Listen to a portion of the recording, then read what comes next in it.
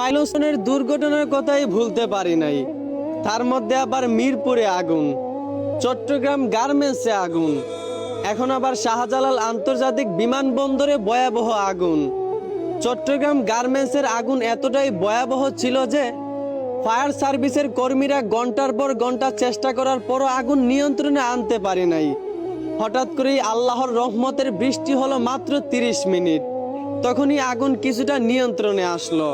আর এইদিকে শাহজালাল আন্তর্জাতিক বিমানবন্দরে ফায়ার সার্ভিসের কর্মীরা একটানা 7 ঘন্টা আগুন নিভানোর চেষ্টা করেও তারা আগুন নিয়ন্ত্রণে আনতে পারেনি। কতটা ভয়াবহ পরিস্থিতি ছিল একবার চিন্তা করেন। আসলে আমাদের দেশে এসব কি হচ্ছে আমি বুঝলাম না ভাই। এই যদি আমাদের দেশের পরিস্থিতি হয়, আমাদের তো কোথাও নিরাপত্তা নাই। আসলে সত্যি কথা বলতে কি, আমাদের দেশে যেই পরিমাণ গজব আসতেছে, আমার মনে হয় আমাদের সৃষ্টিকর্তা আমাদের প্রতি খুবই নারাজ। আর কেনই বা নারাজ হবেন না? আমরা যেই আল্লাহর খাই পড়ি সেই আল্লাহর গোলামি করি না।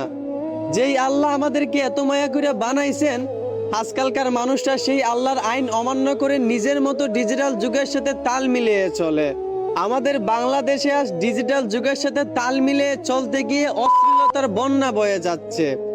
ডিজিটাল যুগের সাথে তাল মিলিয়ে চলতে গিয়ে আমাদের সৃষ্টিকর্তার আইন ভঙ্গ হচ্ছে। একবার চিন্তা করেন চট্টগ্রাম আগুনে কত মানুষের কত ক্ষতি হয়েছে। একবার চিন্তা করেন শাহজালাল আন্তর্জাতিক বিমানবন্দরের আগুনে কত মানুষের কত ক্ষতি হয়েছে। দোয়া করি আল্লাহ যেন সবাইকে ধৈর্য দান করেন, এবং দোয়া করি আল্লাহ যেন সবাইকে মাফ করেন এবং সবাইকে হেফাজত করেন। আমিন। এখনো মাইলস্টোন